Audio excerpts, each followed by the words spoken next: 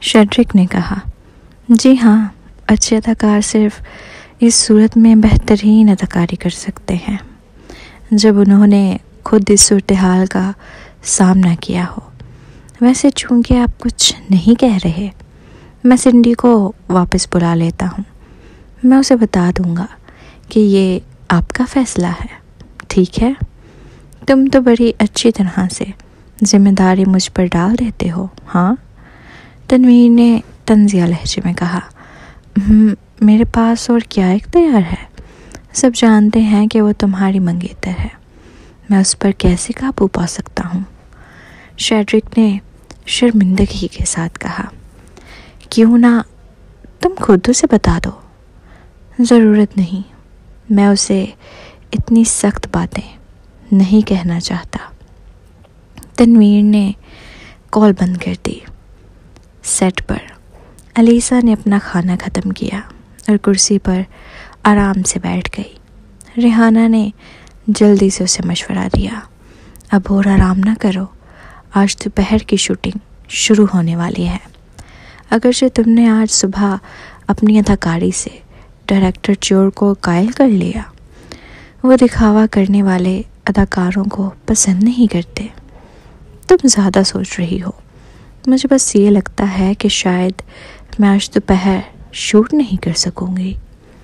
علیزہ نے لاپرواہی سے پانی کی بوتل اٹھائی اور چند گھونٹ پیا۔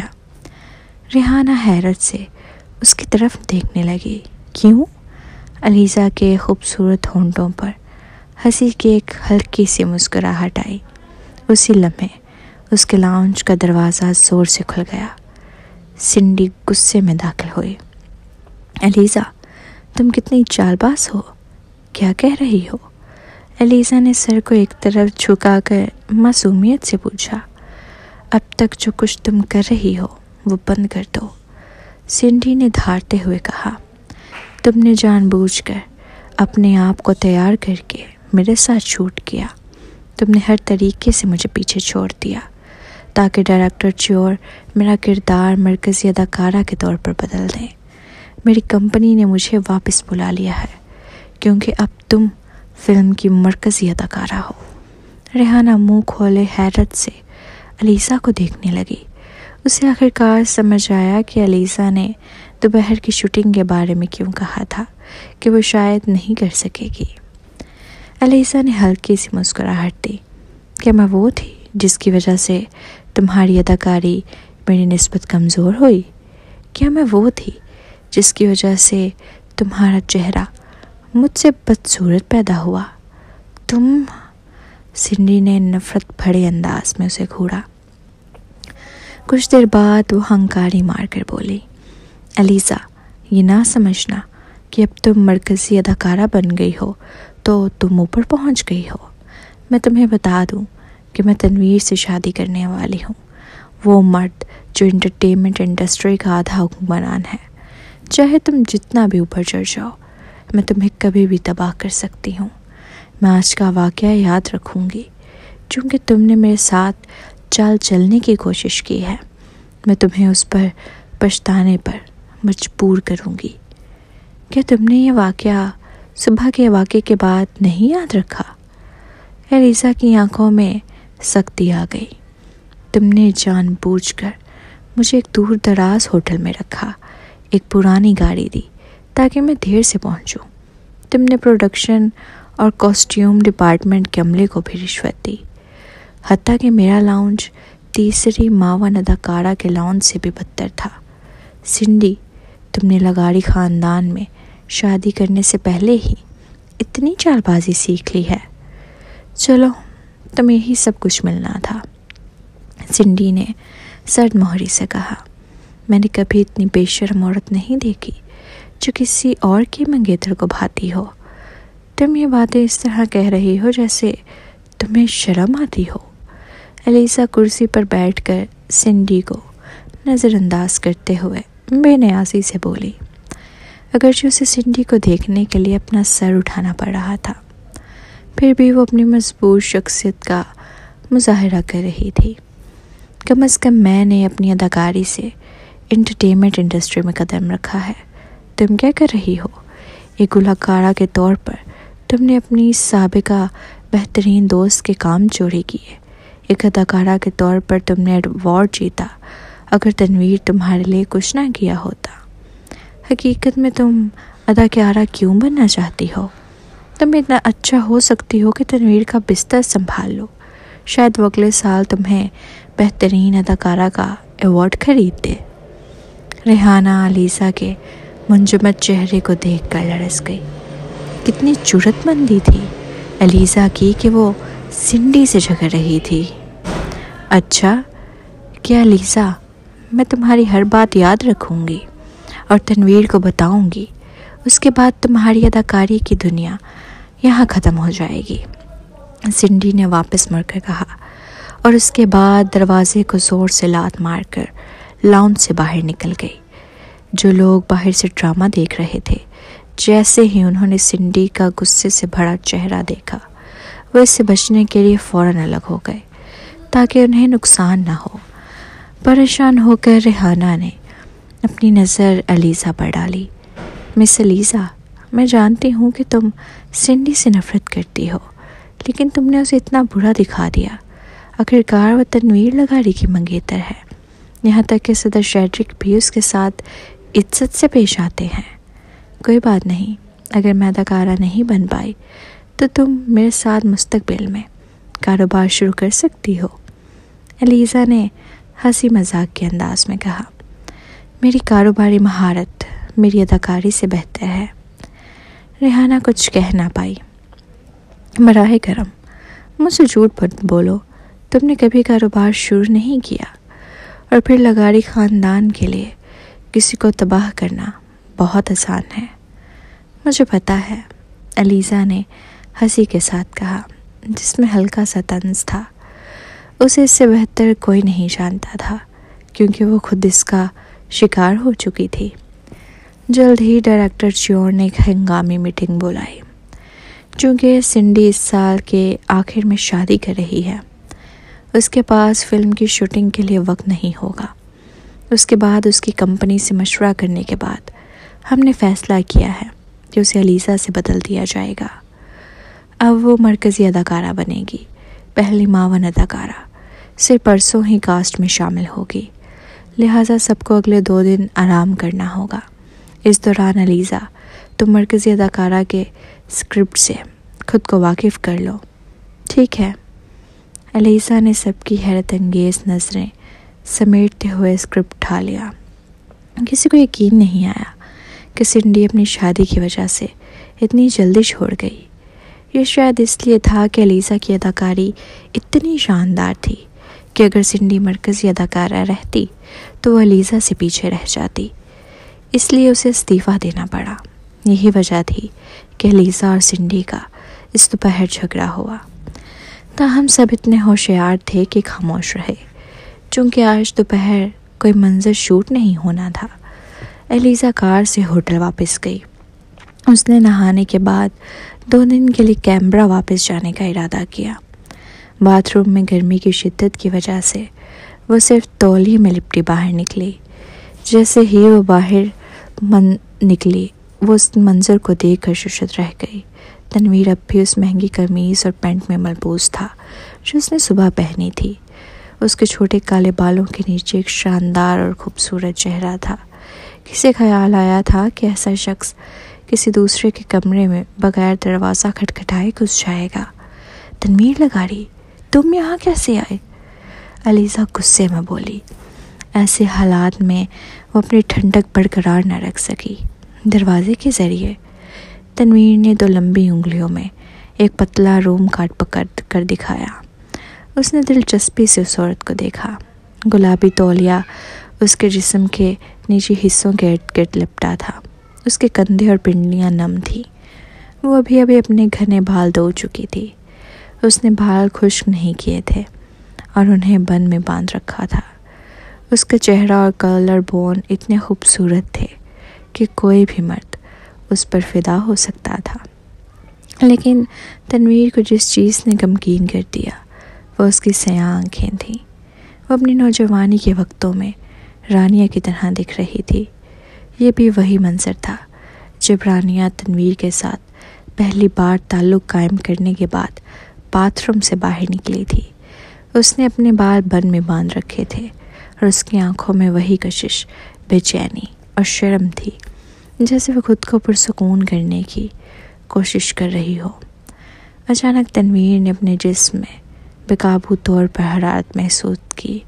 بہت سے لوگ کہتے تھے کہ وہ ایک پلے بوائے ہے، لیکن وہ خود جانتا تھا کہ وہ کوئی جنسی طور پر بے قابو شخص نہیں تھا، لیکن اس لمحے میں وہ بالکل ویسا محسوس کر رہا تھا جیسے وہ ایک نوجوان ہو جس نے دنیا نہیں دیکھی۔ ایسا محسوس ہو رہا تھا جیسے تنویر اس وقت کے اپنے نوجوان خود میں تبدیل ہو گیا ہو۔ کتنا وقت ہو چکا ہے؟ 7 یا 8 سال۔ اتنا وقت گزر چکا تھا کہ وہ تقریباً اس بات کو بھول ہی چکا تھا۔ ایلیزا غصے سے کانپ رہی تھی، لیکن بہت جلد اس نے اپنے آپ کو قابو کر لیا۔ وہ تیزی سے بیڈ کی طرف بڑھی اور بیڈ پر رکھے ہوئے کپڑے اٹھا لیے۔ تنویر نے اپنی نظریں تولیے کے نیچے اس کی پتلی پنڈلیوں پر جما دی اور انہیں ہٹایا نہیں۔ ایلیزا نے بس اسے نظر انداز کیا اور اپنے کپڑے لے کر باتھ روم کی طرف چل دی۔ کیونکہ وہ تولیے میں لپٹی ہوئی تھی، اس لیے وہ باتھ روم کی طرف بڑے قدم نہیں اٹھا سکتی تھی۔ اس کی بجائے وہ نرمی سے چل رہی تھی۔ وہ اتنے غصے میں تھی کہ وہ سانس بھی کھینچ کر لے رہی تھی تاکہ تنویر اسے پکڑ کر اسی طرح کا جوشیلا بوسہ نہ دے دے جیسا کہ اس نے پہلے دیا تھا۔ اس وقت وہ کپڑے پہنے ہوئے تھی۔ اگر وہ اب ایسا کرتا تو اپنے دفاع کیا نہیں کر پاتی۔ خوش قسمتی سے تنویر وہیں بیٹھا رہا اور اٹھا نہیں۔ صرف جب ایلیزا باتھ روم میں داخل ہو کر دروازہ بند کر چکی تب اس نے راحت کی سانس لی۔ تنویر نے ایک سگریٹ پیا اور دھواں اس کی آنکھوں کی گہرائیوں میں شعلے کو چھپانے لگا۔ اس نے ایک اور گہری سانس لی۔ اپنے بے چینی کے درمیان اس نے اندر ہی اندر گالی دی۔ اس نے کبھی نہیں سوچا تھا کہ وہ کسی عورت پر اس کی سلٹ کو دیکھ کر فدا ہو جائے گا۔ یہ ضرور اس وجہ سے تھا کہ وہ کافی عرصے سے کسی رشتے میں نہیں تھا۔ یہ واقعی اس کا ناتجربہ کاری تھی۔ جلد ہی باتھ روم کا دروازہ دوبارہ کھلا۔ ایلیزا ایک سادہ گلابی دھاری دار ٹی شرٹ اور جینز پہنے باہر نکلی۔ وہ ایک ایسی نوجوان عورت کی طرح دکھ رہی تھی جو بھی یونیورسٹی میں ہو۔ مجھے نہیں لگتا تھا کہ تم پنک شرٹ پہن کر آؤ گی، تنویر نے بے ساختہ کہا۔ پنک کیوں نہیں پہن سکتی؟ ایلیزا نے پوچھا۔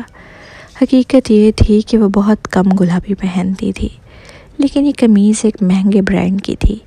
چونکہ اسے اس کی تشہیر کے پیسے ملے تھے، اس لیے اسے یہ پہننا پڑا تھا۔ تنویر جو سگریٹ پکڑے ہوئے تھا کچھ دیر کے لیے چونکا۔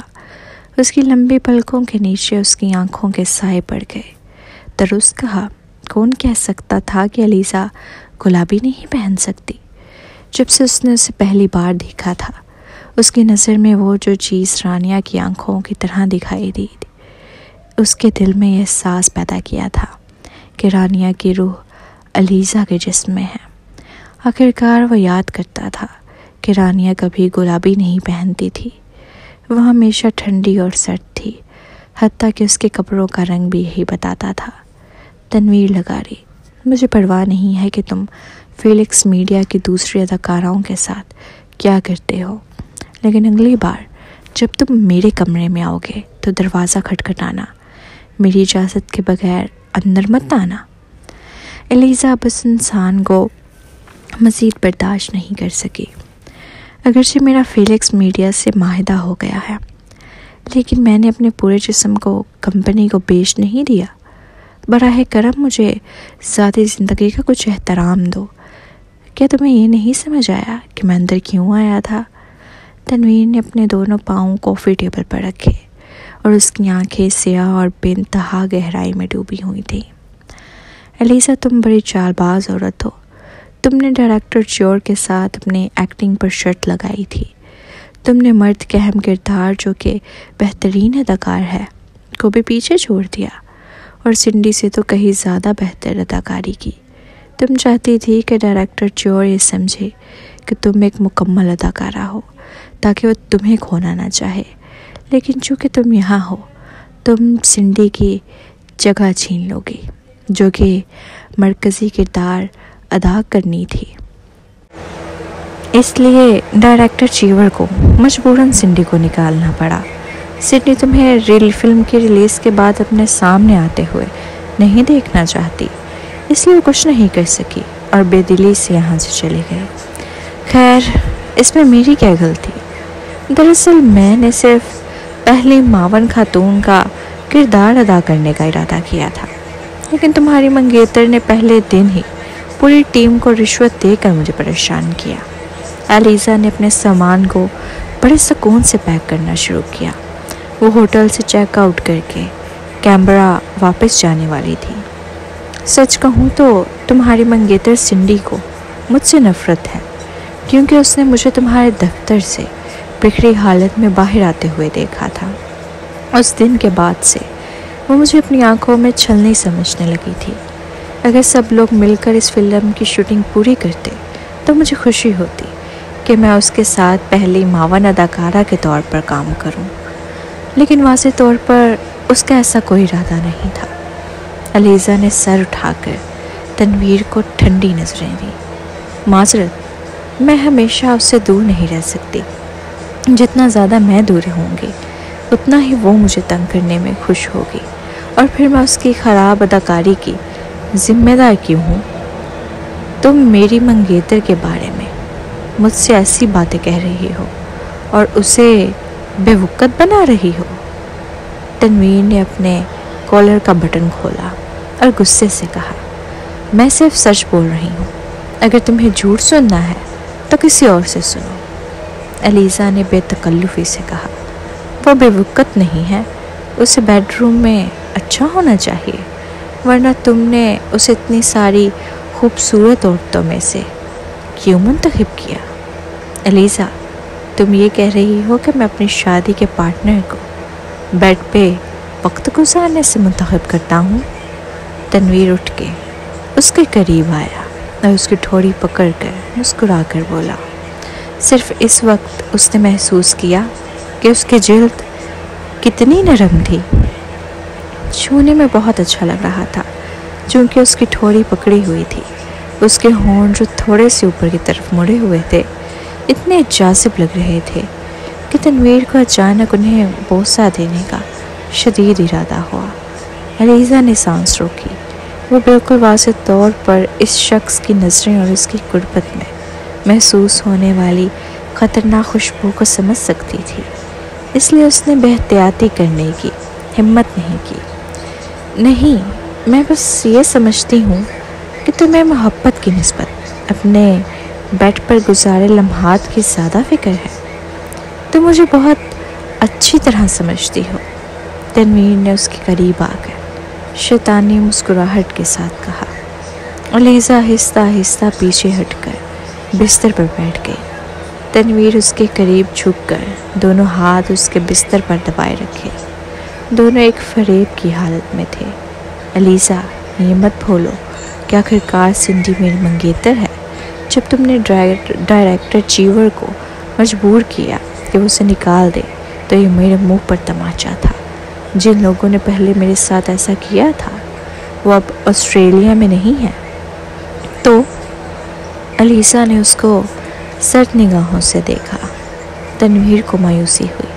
اپنے خوبصورت چہرے اور شاندار شناخت کے ساتھ وہ جانتا تھا کہ جو بھی عورت اسے دیکھتی تھی وہ شرم سے سرخ ہو جاتی تھی اور اس کے قدموں میں گر پڑتی تھی۔ صرف ایلیزا ہی تھی جو ایک خونخوار عورت کی طرح برتاؤ کر رہی تھی۔ میں تمہیں تباہ کر سکتا ہوں، کچھ دیر بعد اس نے کہا۔ یہ کہہ کر اگر تم میرے ساتھ اپنی رات گزارنے کا سوچو تو میں تمہیں جانے دوں گی۔ ایلیزا نے نیچے نظر ڈالی اور اس کی آنکھوں میں تلخ مسکراہٹ کی جھلک تھی۔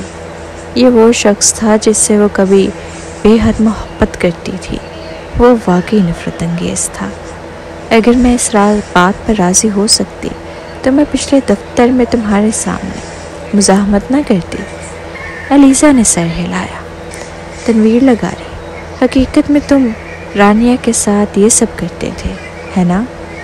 تنویر کا جسم جھک گیا۔ رانیہ کا ذکر اس کی ایک حساس رگ پر ہاتھ ڈال رہا تھا۔ لیکن میں نے سنا ہے کہ جب رانیہ کو گرفتار کیا گیا تھا تو تم وہی تھے جس نے ذاتی طور پر وکیل بھیجا تھا تاکہ اسے جیل میں ڈال دیا جائے۔ علیزہ نے اس کے ہاتھ سے ہاتھ چھڑایا اور سرد نگاہوں کے ساتھ کہا، اگرچہ میں نے رانیہ سے بہت وقت سے بات نہیں کی، لیکن میں ہمیشہ اس کا چہرہ یاد رکھوں گی۔ وہ میرے بچپن کی دوست تھی۔ مجھے معاف کرنا، لیکن میں اس شخص کے ساتھ رات گزار نہیں سکتی جو کبھی میرے دوست کا شوہر تھا اور اس کے ساتھ بیڈ شیئر کیا تھا۔ مجھے یہ ناگوار لگتا ہے۔ میں سب کچھ کھو دینا چاہوں گی لیکن اسے نہیں، اور مجھے مردوں کے ہاتھ کھلونا بننا پسند نہیں ہے۔ علیزہ نے اپنا ہاتھ اٹھایا اور اپنی گھڑی اتار کر دکھائی۔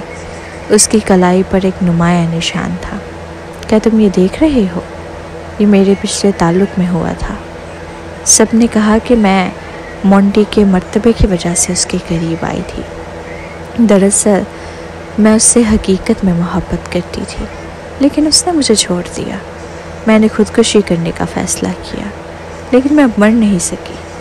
ہاں، آخرکار اس نے میری خودکشی کی کوشش کا مذاق اڑایا اور کہا کہ یہ اس کی ہمدردی جیتنے کا طریقہ تھا۔ تنویر نے اس کی کلائی پر پڑے ہوئے نشان کو حیرانی سے دیکھا۔ وہ یہ سمجھنے کی کوشش کر رہا تھا کہ ایک ٹھنڈی مزاج والی لڑکی خودکشی کیوں کرے گی؟ وہ مونٹی جیسے انسان سے کتنی شدت سے محبت کرتی تھی جو ایک اسکیمبگ تھا۔ میں مونٹی نہیں ہوں، تنویر نے کھچکھچائی آواز میں کہا۔ مونٹی عورتوں کا پیچھا کرتا ہے تاکہ ان کے دل اور جسم جیت سکے، لیکن مجھے صرف تمہارا جسم چاہیے۔ علیزہ دنگ رہ گئی۔ اچانک وہ ہنسی۔ واقعی تم صاف طور پر اسکیمبگ ہو۔ کہ تم یہ کہنا چاہ رہے ہو کہ میرے جسم کے سوا کچھ نہیں ہے؟ تنویر کی گہری نظریں سوچنے پر مجبور کر رہی تھی۔ شاید۔ ٹھیک ہے، جب سے میں اس صنعت میں آئی ہوں میں نے بہت سے لوگوں کو مختصر راستے اپناتے دیکھا ہے، لیکن اگر میں آج تمہارے سامنے اپنے کپڑے اتاروں تو کل کسی اور کے مرد کے سامنے بھی اتار سکتی ہوں۔ علیزہ نے سر ہلایا۔ اگر مجھے ایسی زندگی گزارنی ہو تو میں یہاں سے چلی جاؤں گی۔ جب ایک مشہور شخصیت اپنے نچلے دور میں پہنچتی ہے تو تم جانتی ہو کتنے لوگ انہیں مذاق کا نشانہ بناتے ہیں۔ تنویر نے چھیڑا۔ مجھے پتہ ہے، کچھ مشہور شخصیات نے اپنا کیریئر چھوڑ کر استاد بننا شروع کیا یا پھر سیلز میں کام کرنے لگے۔ بہرحال وہ بھی نوکریاں ہیں۔ 3000 سے 4000 ڈالر ماہانہ کمانا زندگی گزارنے کے لیے کافی ہوتا ہے، علیزہ نے بے پرواہ انداز میں کہا۔ تنویر اس کی طرف گھوم کر اس کے الفاظ پر غور کرنے لگا۔ اس کے ارد گرد بہت ساری عورتیں تھیں جو سخت محنت کر کے سیڑھیاں چڑھ رہی تھیں۔ ان میں سنڈی سب سے زیادہ جارحانہ تھی، لیکن علیزہ ایک استثنا تھی۔ وہ بالکل اتنی ہی ٹھنڈی اور صاف دل کی تھی جتنی ایک صاف پانی کی جھیل۔ اس نے اپنے سامان کو اپنے سوٹ کیس میں ٹھوس کر بند کیا بغیر اس کی طرف دیکھے۔ تنویر لگا رہی، اگر تم یہاں رہنا چاہتے ہو تو تم یہاں رہ سکتے ہو، میں واپس کینبرا جا رہی ہوں۔ جب اس نے یہ کہا تو وہ دوسرے سوٹ کیس کو اٹھانے کے لیے آگے بڑھی۔ تنویر کا ہاتھ فوراً بڑھا اور سوٹ کیس اٹھا لیا اس سے پہلے کہ وہ اسے اٹھا پاتی۔ اتفاق سے میں بھی کینبرا جا رہا ہوں، چلو ساتھ چلتے ہیں۔ تنویر نے اس کی طرف دیکھا۔ مجھے لگتا ہے کہ تم غلط سمجھ رہے ہو، تمہیں سنڈی کو اٹھانے جانا ہے۔ علیزہ نے اس کا سوٹ کیس واپس لینے کی کوشش کی، لیکن وہ اس کو ہلا نہیں سکی۔ تنویر لگا رہی، اگر لوگ مجھے تمہارے ساتھ دیکھ لیں گے تو مجھے مشکل پڑ جائے گی۔ تم اب بھی پریشانی کا شکار ہو جب تم پہلی ہی تفریحی صنعت چھوڑنے اور دوسرا کام تلاش کرنے کے لیے تیار ہو۔ تنویر نے مسکرا کر کہا۔ علیزہ خاموش ہو گئی۔ اگر سنڈی کو یہ پتہ چل گیا تو وہ مجھے جانے نہیں دے گی، چاہے میں تفریحی سنت چھوڑ دوں۔ یہ تمہاری پریشانی ہے۔ تنویر نے اس کا سوٹ کیس چھین لیا۔ علیزہ نے فوراً اس کے پیچھے دوڑنا شروع کیا۔ دونوں ایک دوسرے سے سوٹ کھینچنے لگے۔ تم واقعی یہ چاہتی ہو کہ لوگ یہ منظر دیکھیں؟ ہاں؟ تنویر نے اپنی بھویں اٹھائیں۔ علیزہ کے پاس اور کوئی چارہ نہ تھا، سو وہ ناپسندیدگی سے نیچے چلی گئی۔ پھر وہ اس کی گاڑی میں بیٹھ گئی۔ شوفر نے علیزہ کو دیکھا، لیکن اس کے چہرے پر کوئی تاثر نہیں تھا۔ تھوڑی دیر بعد اس نے آرام سے گاڑی سٹارٹ کر دی۔ علیزہ، جو کہ اب بے بس ہو چکی تھی، نے ریحان کو میسج بھیجا کہ وہ جا چکی ہے۔ کینبرا کا سفر تقریباً 1.5 گھنٹے لگا۔ اپنا فون نیچے دیکھتے ہوئے کچھ وقت گزرنے کے بعد علیزہ کو کچھ بے چینی محسوس ہوئی، لہٰذا اس نے آنکھیں بند کر دیں، کیونکہ وہ رات بھر اسکرپٹ پڑھ رہی تھی اور جلد ہی سو گئی۔ تنویر نے مڑ کر اس عورت کو دیکھا جو کھڑکی کے ساتھ سر ٹکا کر آنکھیں بند کیے ہوئے تھی۔ اس کی پلکیں پرندوں کے پروں کی طرح گھنی تھی، جبکہ اس کے ناک چھوٹی لیکن اونچی تھی۔ وہ بہت خوبصورت تھی۔ اس نے کچھ دیر تک اسے دیکھا۔ جب شوفر نے اس کا رویہ نوٹ کیا تو اس نے جان بوجھ کر ایک موڑ گھومنے کی کوشش کی۔ علیزہ کا سر فوراً اس کی طرف مڑ گیا اور اتفاقاً اس کے کندھے پر جا کر رک گیا۔ تنویر نے شوفر کی طرف دیکھا جو شرم سے مسکرا رہا تھا۔ بہرحال شوفر اسے سب سے بہتر سمجھتا تھا، کیونکہ وہ کئی سالوں سے اس کے ساتھ کام کر رہا تھا۔ تنویر کے چہرے سے یہ صاف تھا کہ وہ اس عورت کے لیے جذبات رکھتا تھا، حالانکہ تنویر کا کوئی ارادہ نہیں تھا کہ وہ اس کے ساتھ کچھ کرے۔ جب سے علیزہ نے کہا تھا کہ وہ رانیہ کے ساتھ ایک ہی مرد کو شیئر نہیں کرنا چاہتی، اس نے اس عورت کے ساتھ سونے کا ارادہ چھوڑ دیا تھا۔ دوسری عورتیں کر سکتی تھیں سوائے علیزہ کے، کیونکہ وہ رانیہ کی دوست تھی۔ اب اس مقام پر یہ عورت اس کے کندھے پر ٹکی ہوئی تھی، جو خوشبو اس کے بالوں سے آ رہی تھی وہ رانیہ کی خوشبو سے بالکل مطابقت رکھتی تھی۔ عجیب بات یہ تھی کہ اس نے ہمیشہ رانیہ کی خوشبو کو یاد رکھا تھا۔ تنویر نے اپنے فون کو مضبوطی سے پکڑ لیا۔ جب بھی یہ عورت اس کے ذہن میں آتی، اسے ایسا محسوس ہوتا جیسے کوئی اس کا دل جی رہا ہو۔ یہ احساس حالیہ دنوں میں مزید شدت اختیار کر چکا تھا۔ 1 گھنٹے کے سفر کے بعد علیزہ جاگ گئی۔ جب گاڑی رکی، اس نے آہستہ سے آنکھیں کھولیں اور پایا کہ وہ تنویر کے کندھے پر سر رکھے ہوئے تھی۔ اس نے اپنا سر اٹھایا اور تنویر کی گہری نظروں سے ملی، جن میں ایک چھپی ہوئی مسکراہٹ تھی۔ کیا میرا کندھا تمہارے لیے مفید رہا؟ علیزہ نے غصے میں اپنی پیشانی پر بل ڈالے۔ اس نے ارادہ کیا تھا کہ وہ اس سے دور رہے گی، لیکن آخرکار وہ اس کے کندھے پر سو گئی۔ معاف کرنا، میں بہت گہری نیند میں تھی۔ تمہاری وجہ سے میرا کندھا درد کر رہا ہے۔ تنویر نے اپنی بھویں اٹھائی۔ کیا تمہیں اس کا بدلہ نہیں دینا چاہیے؟ میں کمپنی کے لیے زیادہ پیسہ کماؤں گی۔ علیزہ نے اپنی بات مکمل کی اور کھڑکی کے باہر دیکھنے لگی۔ پھر اسے احساس ہوا کہ وہ اپنے محلے پہنچ چکی تھی، لیکن اسے یہ کیسے معلوم ہوا کہ وہ کہاں رہتی ہے؟ اچانک اسے یاد آیا کہ اس کی کمپنی کے پاس اس کا پتہ تھا۔ یہ کتنا طاقتور آدمی تھا۔ پیسہ؟ تنویر نے مسکرا کر کہا۔ معاف کرنا، پیسہ وہ چیز ہے جس کی مجھے سب سے کم ضرورت ہے۔ یہ تمہاری پریشانی ہے۔ علیزہ نے گاڑی کا دروازہ کھولا تاکہ باہر نکل سکے۔ اچانک ایک ہاتھ نے اس کی کلائی کو پکڑ کر کھینچ لیا۔ علیزہ جو غافل تھی، اس کے سینے پر گر گئی۔ تنویر لگاڑی، چھوڑو مجھے۔ علیزہ نے فطری طور پر جدوجہد کی۔ پھر اس نے مرد کو سانس لیتے ہوئے سنا۔ علیزہ، تمہارے ہاتھ کہاں دب رہے ہیں؟ تنویر نے گہری آواز میں پوچھا۔ علیزہ نے نیچے دیکھا اور دیکھا کہ اس کے ہاتھ اس جگہ پر نہیں دب رہے تھے جہاں انہیں نہیں دبانا چاہیے تھا۔ پھر بھی اس نے بہت مضبوط رد عمل ظاہر کیا، حالانکہ اس کے ہاتھ صرف اس کے ٹانگوں کے ساتھ دبے ہوئے تھے۔ تھوڑی سی گٹھی ہوئی حالت میں اس نے پوچھا، تنویر لگاری، تم کتنے ڈسپریٹ ہو کہ سنڈی تمہاری خواہشات کو پورا نہیں کر سکتی؟ ایلیزا، مجھے بتاؤ، تم نے آج مجھے کتنی بار بہکایا؟ میں ہمیشہ اسے برداشت کرتا رہوں۔